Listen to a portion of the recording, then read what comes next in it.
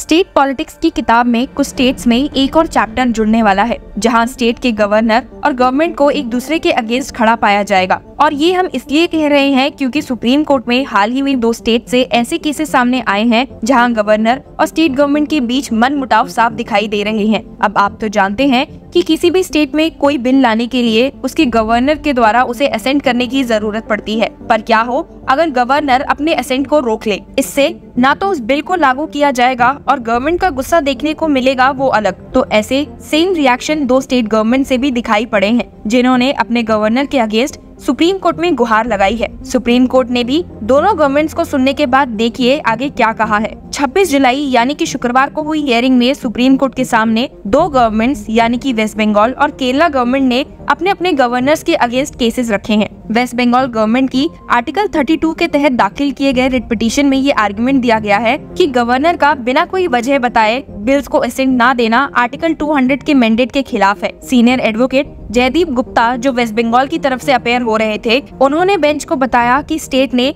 जब कोर्ट को इस मामले के बारे में नोटिस दिया तब गवर्नर के ऑफिस ने कन्वे किया कि कुछ बिल्स प्रेसिडेंट के कंसिडरेशन के लिए रिजर्व किए गए हैं, पर इसकी कोई ऑफिशियल कंफर्मेशन नहीं थी। गुप्ता ने chief justice of India lead bench को बताया है कि हमारे नोटिस के बाद गवर्नर के ऑफिस ने एक लेटर भेजा कि हमने कुछ बिल्स को असेंट के लिए रिजर्व किया है, पर कोई ऑफिशियल कॉरेस्पॉन्डेंस नहीं है। तभी सीनियर एडवोकेट अभिषेक मनु सिंघवी जो भी वेस्ट बंगाल की तरफ से अपेयर हो रहे थे, उन्होंने तमिलनाडु के गवर्नर का एग्जाम्पल दिया जिन्होंने सुप्रीम कोर्ट के कॉग्निजेंस लेने के बाद ही कुछ बिल्स को क्लियर किया था। सिंघवी ने इस इमरजेंस प्रैक्टिस पर चिंता व्यक्त की और कहा कि तमिलनाडु में भी ऐसे ही प्रॉब्लम्स देखे गए थे। सिंघवी ने कहा ये अब एक प्रैक्टिस बन गई है। तमिलनाडु में मैंने पिटीशन दाखिल की और जैसे ही मैटर लिस्ट होता है 2 बिल्स क्लियर हो जाते हैं, अगले दिन फिर कुछ प्रेसिडेंट के पास भेज दिए जाते हैं। मुझे समझ नहीं आता क्यों सुप्रीम कोर्ट को मैटर लिस्ट करना पड़ता है, तब जाके ऑनरेबल गवर्नर एक्शन लेते हैं। कोर्ट में मौजूद सीनियर एडवोकेट के वेणुगोपाल ने भी ऐड किया कि गवर्नर्स का बिल्स को प्रेसिडेंट के पास भेजना स्टेट गवर्नमेंट्स के साथ नॉन कॉपरेशन को दर्शाता है। आपको बता दूं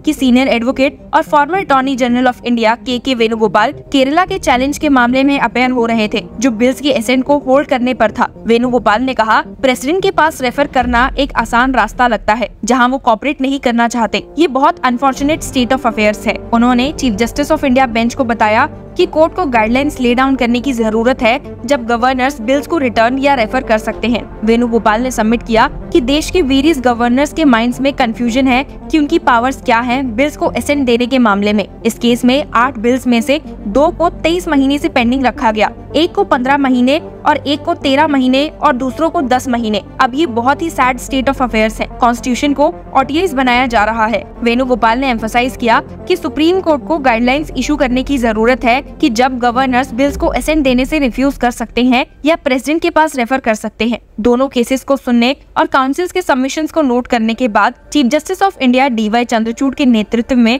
जस्टिस JB पर्दीवाला और मनोज मिश्रा की बेंच ने 26 जुलाई को वेस्ट बंगाल गवर्नर के सेक्रेटरी और मिनिस्ट्री ऑफ होम अफेयर्स के माध्यम से यूनियन को नोटिस जारी किया है। Chief justice of India DY Chandrachud bench West Bengal के मामले को कंसीडर करने का फैसला कर चुकी है और पिटिशनर को मिनिस्ट्री ऑफ होम अफेयर्स के थ्रू यूनियन को इम्प्लीट करने की अनुमति दी है। साथ ही सुप्रीम कोर्ट ने केरला की पिटीशन को भी कंसीडर करने का फैसला किया है जिसमें प्रेसिडेंट के एक्शन को चैलेंज किया गया है जो 4 बिल्स के एसेंट पर होल्ड रखता है और केरला गवर्नर का एक्शन जो बिल्स को प्रेसिडेंट के पास रेफर करने का था। बेंच ने union of India through the secretary of ministry of home affairs और केरला गवर्नर आरिफ मोहम्मद खान के एडिशनल चीफ सेक्रेटरी को नोटिस इशू किया है। नोटिस इशू करने का फैसला करते वक्त chief justice of India DY Chandrachud ने वेणुगोपाल और सीनियर एडवोकेट जयदीप गुप्ता जो सिमिलर पिटीशन में वेस्ट बंगाल की तरफ से अपेयर हो रहे हैं से पॉइंट को फॉर्मुलेट करने को कहा। वेणुगोपाल ने रिप्लाई किया कि पॉइंट्स ऑलरेडी एक एप्लीकेशन में फॉर्मुलेट किए गए हैं जो केरला ने पेंडिंग पिटीशन में फाइल किया है जो गवर्नर के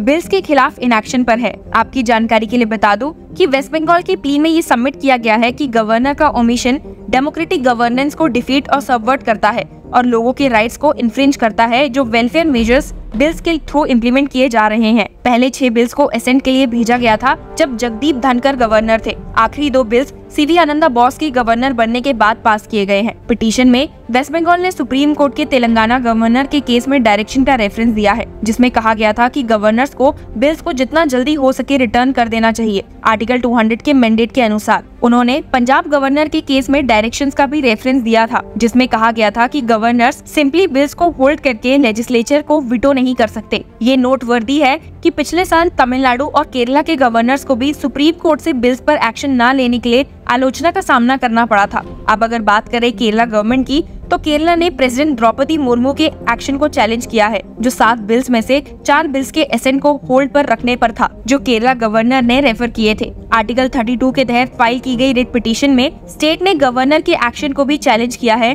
जो बिल्स को प्रेसिडेंट के पास रेफर करने का था, आर्ग्यूइंग कि कोई भी बिल्स सेंटर स्टेट रिलेशन से रिलेटेड नहीं थे जिन्हें प्रेसिडेंशियल एसेंट की जरूरत थी। उन्होंने सबमिट किया है कि ये बिल्स अमेंडमेंट से रिलेटेड है लॉज कंसर्निंग स्टेट यूनिवर्सिटीज और कोऑपरेटिव सोसाइटीज। स्टेट ने पॉइंट आउट किया कि गवर्नर ने इन बिल्स को काफी महीने तक पेंडिंग रखा, रेंजिंग फ्रॉम 7 to 24 मंथ्स, जब से बिल्स असेंबली ने पास किए थे। आपको बता दूं कि पहले भी केरला ने रिट पिटीशन फाइल की थी सुप्रीम कोर्ट के समक्ष गवर्नर के इनएक्शन को चैलेंज करते हुए। सुप्रीम कोर्ट ने जब नोटिस इशू किया पिटीशन पर लास्ट ईयर ऑन 20 नवंबर को, तब गवर्नर ने 7 बिल्स को प्रेसिडेंट के पास रेफर कर दिया। 29 नवंबर 2023 को जब पिटीशन को सुन रहे थे, सुप्रीम कोर्ट ने गवर्नर को बिल्स पर बैठने के लिए क्रिटिसाइज किया, लेकिन बाद में 29 फरवरी को प्रेसिडेंट ने 4 बिल्स को एसेंट देने से मना कर दिया और 3 और बिल्स को अप्रूव किया। केरला ने आर्ग्यू किया है कि रिजेक्शन के लिए कोई रीजनिंग नहीं दी गई। उन्होंने बताया कि गवर्नर के रीजंस जो बिल्स को प्रेसिडेंट के पास रेफर करने के लिए दिए गए हैं, उनका यूनियन ऑफ इंडिया या स्टेट लेजिस्लेचर